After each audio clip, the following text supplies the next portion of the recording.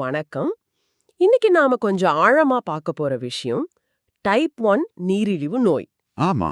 நீங்க எங்ககிட்ட ஷேர் பண்ணியிருக்கிற இந்த சோர்ஸ் மெட்டீரியல் நாம இதுவரைக்கும் நம்பிட்டு இருந்த ம். எல்லாத்தையும் ஒரு பெரிய கேள்விக்குள்ளாக்குது. நிச்சயமா. இது உடலோட தற்கொலை முயற்சி இல்ல, ஒரு மீட்பு போராட்டம் ஒரு அதிர்ச்சியான கோணத்தை முன்வைக்குது. வாங்க இந்த ஒரு ஆச்சரியமான பார்வையை தான் நாம இன்னைக்கு அலசி ஆராய போறோம். ஆமா, வழக்கமான மருத்துவ பார்வைக்கு இது ஒரு 30 டிகிரி இல்ல 180 டிகிரி எதிரில இருக்கு. உடல் ஏன் தனக்குத்தானே எதிரி ஆகும்னு ஒரு அடிப்படையான கேள்வியில இருந்து இது தொடங்குது. சரி, அப்போ அந்த அடிப்படை வாதத்திலிருந்தே ஆரம்பிக்கலாம். பொதுவா டைப் 1 டயபிட்டிஸ்னா என்ன சொல்வாங்க? உடம்போட இம்யூன் சிஸ்டம் கணையத்துல இருக்கிற பீட்டா செல்களை தெரியாம தாக்கி அழிச்சிடுச்சு, அதனால இன்சுலின் சுரக்கல. இதுதான பொதுவான கருத்து. ஆமா, இதுதான் ஆட்டோ இம்யூன் தியரி. ஆனா நீங்க அனுப்புன குறிப்புகள் இத பில்குல் ஏத்துக்கல. ஓகே. அது ஒரு தத்துவார்த்தமான கேள்வியை கேக்குது. பெத்த தாய்க்கு பிள்ளை அடையாளம் தெரியாதா? இவ்வளவு ஒரு பேரறிவு கொண்ட உடல் ஏன் தன் சொந்த உறுப்பை அழிக்கணும், தற்கொலை பண்ணிக்கணும்? ம்ஹும். இந்த இடத்துல தான் உங்க குறிப்புகள் ஒரு மாற்று பார்வையை வைக்குது. உண்மையான குற்றவாளி உடம்பில்ல, நாம சாப்பிடுற சில உணவுகள் தான். உடலோட செயல்பாடு ஒரு தற்கொலை முயற்சி இல்ல, அது ஒரு மீட்பு போராட்டம். ஒரு நிமிஷம், நான் சரியா புரிஞ்சுக்கிறேனா பாருங்க. உடம்பு தன்னைத்தானே தாக்கிக்கல, ஆனா எதையோ காப்பாத்த முயற்சி பண்ணுது. கரெக்ட். அப்ப அந்த உடம்பு எதை குற்றவாளியா பாக்குது? எந்த உணவுகளை பத்தி இங்க பேசுறாங்க? ரொம்ப தெளிவா சொல்லியிருக்காங்க. குறிப்பா 2 விஷயங்கள் கணையத்துக்கு நஞ்சா மாறுதுன்னு உங்க சோர்ஸ் சொல்லுது. சரி. ஒன்னு பசும்பால். அதுல இருக்கிற கேசின் அப்படிங்கிற பசை மாதிரி இருக்கிற புரதம். ஓகே. 2வது கோதுமை, மைதா. அதுல இருக்கிற குளூட்டன் அப்படிங்கிற பசை. பால், கோதுமை. அட, உலகத்துல கோடிக்கணக்கான மக்கள் தினமும் சாப்பிடுற 2 முக்கியமான உணவுப் பொருட்கள் இது. மருத்துவ உலகமே பல வருஷமா செஞ்ச ஆராய்ச்சியில தெரியாத ஒன்ன இவங்க கண்டுபிடிச்சிட்டாங்கன்னு சொல்றாங்களாம். இது நம்புறதுக்கு கொஞ்சம் கஷ்டமா இருக்கே. உங்க சந்தேகம் நியாயமானதுதான். இது ஏன் நடக்குதுன்னு விளக்கா அவங்க மூலக்கூறு ஒற்றுமை, அதாவது மாலிகுலர் மிமிக்ரி அப்படிங்கிற ஒரு கான்செப்டை முன்வைக்கிறாங்க. Molecular mimicry. ஆமா, சிம்பிளா சொல்லணும்னா இந்த பால்ல இருக்கிற கேசின் புரதத்தோட வடிவமும் கோதுமையில இருக்கிற குளூட்டன் புரதத்தோட வடிவமும் நம்ம கணையத்துல இருக்கிற பீட்டா செல்களோட வடிவமும் கிட்டத்தட்ட ஒரே மாதிரி இருக்கு. ஓ, ஒரே மாதிரி இருக்கு. அதனால உடம்போட பாதுகாப்பு படைக்கு ஒரு குழப்பம் ஏற்படுது. ஓகே, ஒரு குழப்பம் வருது. ஆனா இங்கதான் எனக்கு ஒரு முக்கியமான கேள்வி வருது. குழப்பத்துல தாக்க ஆரம்பிச்சிடுச்சுன்னு சொன்னா அது ஒரு விபத்து, ஒரு ஆக்சிடென்ட். ஆனா நீங்க முதல்ல இது மீட்பு போராட்டம்னு சொன்னீங்க. இது ரெண்டுக்கும் பெரிய வித்தியாசம் இருக்கே. மிகச் சரியான கேள்வி. இங்குதான் அந்த முழு பார்வையுமே மாறுது. ம். உங்க குறிப்புகள் சொல்றபடி அந்த குழப்பம் எதிரி யாருன்னு தெரியாம தாக்குறதில்ல. நோய் எதிர்ப்பு சக்தி கணையத்தை தாக்கவே இல்ல, அது கணையத்தை சுத்தம் செய்ய முயற்சி பண்ணுது. இது ஒரு தாக்குதல் இல்ல, இது ஒரு தூய்மை பணி. தாக்குதல் இல்ல, தூய்மை பணியா? இது கேட்கவே ரொம்ப வித்தியாசமா இருக்கு. தூய்மை பணின்னு சொல்றது ரொம்ப மென்மையான வார்த்தை. ஆனா அதோட விளைவு பீட்டா செல்கள் அழிஞ்சு ஒரு வாழ்நாள் நோயா மாறுது. எப்படி ஒரு தூய்மை பணி இவ்ளோ பெரிய அழிவை ஏற்படுத்தும்? இது ஒரு முரண்பாடா தெரியுது. இந்த முரண்பாட்டை விளக்க தான் உங்க குறிப்புகள்ல நீங்க ஹைலைட் பண்ணியிருந்த அந்த தார் பூசப்பட்ட குழந்தை உவமையை பயன்படுத்துறாங்க. ஆ, ஆமா. கற்பனை பண்ணி பாருங்க. சரியா செரிக்காத அந்த பால் புரதமோ கோதுமை பசையோ ரத்தத்துல கலந்து ஒரு தார் மாதிரி நம்ம கணையத்தோட பீட்டா செல்கள் மேல போய் ஒட்டிக்குது. ஒரு மாதிரி ஒரு உயிரியல் பசை, ஒரு பயாலஜிக்கல் க்ளூ மாதிரி ஒட்டிக்குதுன்னு சொல்ல வரீங்க. அதேதான். இப்போ உடலோட நோய் எதிர்ப்பு சக்தி என்ன பண்ணும்? தான் சொந்த உறுப்பு மேல ஒட்டி இருக்கிற இந்த அந்நிய பொருளை, இந்த விஷத்தை அகற்ற போராடும். சரி. அது குழந்தைய அடிக்கல, குழந்தை மேல பூசி இருக்கிற தாரை சுரண்டி எடுக்க முயற்சி பண்ணுது. அந்த போராட்டத்துல மென்மையான செல்கள் சேதமடையுது. இது வேணும்னே செய்யற அழிவில்ல, ஒரு தூய்மை பணியின் போது ஏற்படுற தவிர்க்க முடியாத சேதம். வாவ், அந்த உவமை விஷயத்தை ரொம்ப தெளிவா விளக்குது. அப்போ உடம்பு சுத்தம் செய்ய முயற்சி பண்ணுது. ஆனா ஏன் கணையம் நிரந்தரமா செயலிழந்து போகுது? ஒரு தடவை சுத்தம் பண்ணும்போது டேமேஜ் ஆகுதுன்னா அதுக்கப்புறம் உடம்பு தன்னை சரி செஞ்சுக்கணும் இல்லையா? ஏன் அது நடக்க மாட்டேங்குது? அங்கதான் நம்ம 2வது தப்பு செய்றோம். இதுக்கு உங்க குறிப்புகள்ல ஆறாத ரணம் அப்படிங்கிற ஓமைய பயன்படுத்துறாங்க. ஆறாத ரணம். ஆமா, உடம்பு ஒரு காயத்தை குணப்படுத்த முயற்சி பண்ணுது. அதாவது கணையத்துல இருக்கிற அந்த தாரையை சுரண்டி எடுத்துட்டு அந்த இடத்த சரி செய்ய பாக்குது. ஆனா நாம என்ன பண்றோம்? என்ன பண்றோம்? அடுத்த வேளை உணவுல மறுபடியும் அதே பால்ட்டியும் சப்பாத்தியும் சாப்பிடுறோம். அடடா, புரியுது. உடம்பு ஒரு பக்கம் சரி செய்ய முயற்சி பண்ண, நம்ம மறுபக்கம் அதே தாரைய திரும்ப திரும்ப அது மேல பூசிக்கிட்டே இருக்கோம். ஆறப்போற புண்ண மறுபடியும் குத்துற மாதிரி. மிக சரியா சொன்னீங்க. இந்த தொடர்ச்சியான உணவு தாக்குதலால கணையத்தால மூச்சு விட முடியல, தன்னைத்தானே சரி செய்யவும் முடியல, கடைசியா நிரந்தரமா செயலிழந்து போகுது.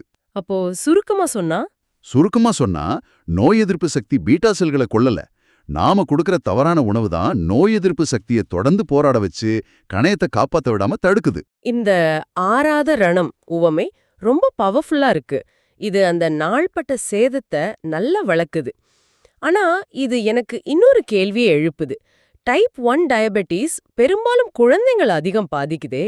ஏன் பெரியவங்களை விட குழந்தைங்க இந்த உணவு தாக்குதலுக்கு ஏன் அதிகமா ஆளாகிறாங்கன்னு உங்க சோர்ஸ்ல ஏதாவது சொல்லியிருக்காங்களா? ஆமா, அதுக்கு 2 முக்கிய காரணங்களை முன்வைக்கிறாங்க. ஓகே. முதல் காரணம் லீக்கி கட்டுன்னு சொல்லப்படுற சல்லடை குடல். குழந்தைகளின் குடல் சுவர் இன்னும் முழுமையா வளர்ச்சி அடைஞ்சிருக்காது. அதனால செரிக்காத பெரிய புரோட்டீன் மூலக்கூறுகள், அதாவது இந்த கேசீன், குளூட்டன் எல்லாம் குடல் சுவர்ல இருக்கிற சின்ன சின்ன இடைவெளிகள் வழியா நேரடியா ரத்தத்துல கலந்துடுது. இதுதான் பிரச்சனைக்கு ஆரம்ப புள்ளி. ஓ, பெரியவங்களுக்கு குடல் சுவர் வலுவா இருக்கிறதால இந்த பாதிப்பு கொஞ்சம் கம்மியா இருக்கலாம். ஆமா, இது முதல் காரணம். சரி, ரெண்டாவது என்ன? ரெண்டாவது காரணத்தை விளக்க துளிர்ச்செடி உவமையை பயன்படுத்தலாம். துளிர்ச்செடி. பெரியவங்களோட கணையம் ஒரு வளர்ந்த மரம் மாதிரி ஓரளவு உறுதியா இருக்கும். ஆனா குழந்தைகளோட கணையம் ஒரு சின்ன துளிர்ச்செடி மாதிரி ரொம்ப மென்மையா இருக்கும். அது மேல கொஞ்சமா சிமெண்ட் மாதிரி இந்த பால், மாவு பொருட்கள் பட்டா கூட அது சுலபமா பாதிக்கப்பட்டு மூச்சு திமிரிடும். அதனாலதான் குழந்தைங்கள் கிட்ட இதோட தாக்கம் ரொம்ப வேகமாவும் தீவிரமாவும் இருக்கு. கரெக்ட். ஓகே, அப்போ பிரச்சனையோட மூலம், அது செயல்படுற விதம், அது ஏன் குழந்தைங்களை அதிகம் பாதிக்குது நீ எல்லாமே தெளிவா புரியுது. உணவு தான் பிரச்சனைன்னா தீர்வும் உணவுல தான் இருக்கணும்னு உங்க குறிப்புகள் சொல்லுது இல்லையா? ஆமா. செயல்முறை தீர்வு என்னவா முன்வைக்கப்படுது? நிச்சயமா தீர்வு பிரச்சனையின் மூலத்திலேயே, அதாவது உணவுல தான் இருக்கு. அவங்க சொல்ற முதல் படி சளி இல்லா உணவுக்கு மாறுவது. சளி இல்லா உறவா? அப்படின்னா? இங்க சளின்னு சொல்றது நம்ம ஜலதோஷம் பிடிச்சா வர்ற சளியே இல்ல. உடம்புல தேவையற்ற கழிவுகளாக தேங்கி உறுப்புகளை அடைக்கிற பொருட்களை தான் இவங்க சளின்னு ஒரு குறியீடா சொல்றாங்க. புரிகிறது. அதாவது உடம்பை அடைக்கிற கழிவுகளை உருவாக்குற உணவுகளை நிறுத்திட்டு உடலை சுத்தம் செய்யற உணவுகளுக்கு மாறணும். அப்படி சுத்தம் செய்யற உணவுகள்னு எதை சொல்றாங்க? முக்கியமா ஆவியில வேக வச்ச நீர்ச்சத்து அதிகமா இருக்கிற காய்கறிகளை அதிகம் சாப்பிடணும்னு சொல்றாங்க. இது முதல்ல குடலையும் ரத்தத்தையும் சுத்தம் செய்ய உதவும். இதுதான் முதல் படி. சரி, உணவு கட்டுப்பாடுகள் பத்தி இன்னும் கொஞ்சம் விரிவா பேசுவோம். எதை முழுசா நிறுத்தணும், எதை குறைக்கணும் தெளிவா வரையறுத்திருக்காங்களா? மிக தெளிவா. முழுமையா நிறுத்த வேண்டியவை பட்டியல்ல முதல்ல வர்றது பால் மற்றும் பால் பொருட்கள். பால் பொருட்கள்னா? அதாவது பால், தயிர், மோர், நெய், சீஸ், பனீர் எல்லாமே. இதுக்கு பதிலா வெதுவெதுப்பான நீர்ல எலுமிச்சை, தேன் கலந்து குடிக்கலாம் அல்லது மூலிகை தேநீர் அருந்தலான்னு பரிந்துரைக்கிறாங்க. பால் பொருட்களை முழுசா நிறுத்தணும். சரி, எதையெல்லாம் குறைக்க சொல்றாங்க? வெகுவா குறைக்க வேண்டியவை பட்டியல்ல அரிசி, கோதுமை மாதிரி மாவுச்சத்து உணவுகள், அசைவம், பருப்பு வகைகள், முட்டை, அப்புறம் கொழுப்பு அதிகமா இருக்கிற உணவுகள் வருது. இது நடைமுறையில ரொம்ப கஷ்டமாச்சே. உதாரணத்துக்கு காலையில இட்லி சாப்பிட்டு பழகுன ஒருத்தர் என்ன செய்யறது? அதுக்கும் ஒரு அருமையான வழிகாட்டல் இருக்கு. நீங்க அனுப்பின 2வது ஆர்டிக்கல்ல இது இருந்துச்சு. அதுக்கு பேரு தட்டுமாறும் விகிதம். தட்டுமாறும் விகிதம். ஆமா. உதாரணத்துக்கு நீங்க வழக்கமா 4 இட்லி சாப்பிடுறீங்கன்னா அதை ஒண்ணா குறைச்சுக்கோங்க. மீதி 3 இட்லிக்கான பசிக்கு வேக வச்ச காய்கறிகளை வயிறு நிறைய சாப்பிடணும். இதனால உடம்புக்குள்ள போற கழிவுகளோட அளவு ரொம்பவே குறைஞ்சிடும். இது ஒரு நல்ல பிராக்டிக்கலான ஐடியாவா இருக்கு. கொஞ்சம் கொஞ்சமா மாத்துறது. வேற ஏதாவது முக்கியமான விதிமுறை இருக்கா? இருக்கு. ரொம்ப முக்கியமான ஒண்ணு. ஒரு வேளை சாப்பிட்டதுக்கு அப்புறம் அடுத்த வேளை சாப்பாட்டுக்கு கண்டிப்பா 6 மணி நேரம் இடைவெளி விடணும். 6 மணி நேரமா? ஆமா. இடையில பசிச்சா தண்ணி மட்டும் குடிக்கலாம். இந்த இடைவெளி தான் செரிமான மண்டலத்துக்கு ஓய்வு கொடுத்து உடம்பு தன்னைத்தானே சரி செஞ்சுக்க, குணப்படுத்திக்க ஒரு வாய்ப்பை கொடுக்கும்னு உங்க குறிப்புகள் ரொம்ப அழுத்தி சொல்லுது. இதுவரைக்கும் பேசினதெல்லாம் ஒரு மாற்று பார்வை, அதுக்கான தீர்வு. ஆனா இப்போ நம்ம பேச போறதுதான் இந்த முழு உரையாடலையே மிக மிக முக்கியமான பகுதின்னு நினைக்கிறேன். ஆமா.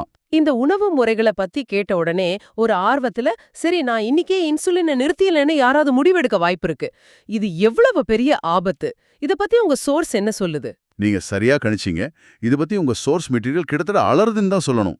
மிக மிக கடுமையான எச்சரிக்கை விடுக்கப்பட்டிருக்கு. எந்த காரணத்துக்கும் இன்சுலினை சுயமாக திடீரென்று நிறுத்தவே கூடாது. ஒருபோதும் கூடாது. அப்படி செய்வது உயிருக்கே ஆபத்தை ஏற்படுத்தும்னு அந்த குறிப்புகள் திரும்ப திரும்ப வலியுறுத்துது. அப்போ சரியான பாதுகாப்பான அணுகுமுறை என்ன? ஒரு பக்கம் இந்த உணவு முறையை பின்பற்றணும், இன்னொரு பக்கம் இன்சுலின் இருக்கு. இது ரெண்டையும் எப்படி சமநிலையில கொண்டு போறது? அதுக்கான வழிமுறைகளை ரொம்ப படிப்படியா தெளிவா விளக்கியிருக்காங்க. முதல் படி கண்காணிப்பு. கண்காணிப்பு. நீங்க உணவு முறைய மாத்தின முதல் நாள்ல இருந்தே ரத்த சர்க்கரை அளவை குளுக்கோமீட்டர் மூலமாவும் லேப் டெஸ்ட் மூலமாவும் தொடர்ந்து ரொம்ப கவனமா கண்காணிக்கணும். உணவு மாறும்போது சர்க்கரை அளவுல மாற்றங்கள் தெரிய ஆரம்பிக்கும். சரி, கண்காணிப்பு முதல் படி. அடுத்து ரெண்டாவது மிக முக்கியமான படி மருத்துவர் ஆலோசனை. உங்களுக்கு இன்சுலினை பரிந்துரை செஞ்ச அதே மருத்துவரிடமே இந்த புதிய டெஸ்ட் ரிப்போர்ட்களை காட்டி ஆலோசனை கேட்கணும். அவர்கிட்ட எதையும் மறைக்க கூடாது. ஒளிவு மறைவில்லாம நீங்க உணவு பழக்கத்தை மாத்திருக்கிற விஷயத்தையும் சொல்லணும். சரி, அப்போ மூணாவது படிதான் இன்சுலின் அளவை குறைக்கிறது. ஆனா அதை யார் தீர்மானிக்கணும்? அதுதான் முக்கியமான விஷயம். மூணாவது படி படிப்படியான குறைப்பு. அதுவும் நீங்களா செய்யறதில்ல. ஓகே. உங்க சர்க்கரை அளவு கட்டுப்பாட்டுக்குள்ள வர்றத உங்க டாக்டர் உறுதி செஞ்சதுக்கு அப்புறம் அவரோட ஆலோசனையின் பேர்ல மட்டுமே இன்சுலின் அளவை கொஞ்சம் கொஞ்சமா படிப்படியா குறைக்கணும். ஒவ்வொரு மைக்ரோ யூனிட்டும் அவரோட மேற்பார்வையில தான் குறைக்கணும். இந்த விஷயத்துல அவசரமோ சுய வைத்தியமோ அறவே கூடாது. அப்போ செய்தி உணவே இன்சுலின் என்பது அல்ல, சரியான உணவு உடம்பு தன்னே தானே சரி செய்ய உதவும். அந்த முன்னேற்றத்தை உங்க டாக்டர் உறுதி செஞ்சதுக்கு அப்புறம் அவரே மருந்த சரி செய்வார் என்பதுதான். இது ரொம்ப முக்கியமான வித்தியாசம். மிக சரியான புரிதல். இந்த மாற்றத்தின் போது உடல்ல சோர்வு, சர்க்கரை அளவுல ஏற்ற இறக்கங்கள் வரலாம். அந்த நேரத்துல உடம்புக்கு முழு ஓய்வும் மனசுக்கு பொறுமையும் ரொம்ப அவசியம். உங்க குறிப்புகள்ல இருந்த ஒரு வரிய மனசுல ஆழமா பதிஞ்சிடுச்சு. என்னது? உடலை விட மனதை பழக்கப்படுத்துவது மிக கடினம். இந்த பயணத்துக்கு மனரீதியா தயாராகிறது தான் முதல் வெற்றி. அருமை. கோட்பாடு, செயல்முறை, மிக முக்கியமான எச்சரிக்கைன்னு எல்லாத்தையும் ரொம்ப தெளிவா பார்த்துட்டோம். சுருக்கமா சொல்லணும்னா டைப் 1 நீரிழிவு என்பது உடலோட தற்கொலை முயற்சி இல்ல, அது நாம குடுக்கிற தவறான உணவுகளுக்கு எதிரான உடலோட ஒரு மீட்பு போராட்டம் அப்படிங்கிற ஒரு மாற்று பார்வையை இன்னைக்கு நம்ம விரிவா பார்த்தோம். ஆமா, கணையத்தை அடைக்கிற கழிவுகளை உணவின் மூலமா நிறுத்தி உடம்புக்கு ஓய்வு கொடுக்கறதன் மூலமா கணையத்தை புத்துயிர் பெறச் செய்ய முடியும்னு இந்த மூலக்குறிப்புகள் ஆழமா நம்புது. சரி, இந்த முழு உரையாடலையும் ஒரே வரியில சுருக்கமா சொல்லணும்னா எப்படி சொல்வீங்க? இன்சுலின் எதிரி அல்ல, ஆனால் அதை மருத்துவரின் ஆலோசனையின்றி தானாக நிறுத்துவதுதான் உண்மையான ஆபத்து. எந்த ஒரு வாழ்க்கை முறை மாற்றத்தையும் முறையான மருத்துவ கண்காணிப்புடன் முழு பொறுப்புடன் மட்டுமே மேற்கொள்ளணும். இதுதான் மையச்செய்தி. ரொம்ப தெளிவான தொகுப்பு.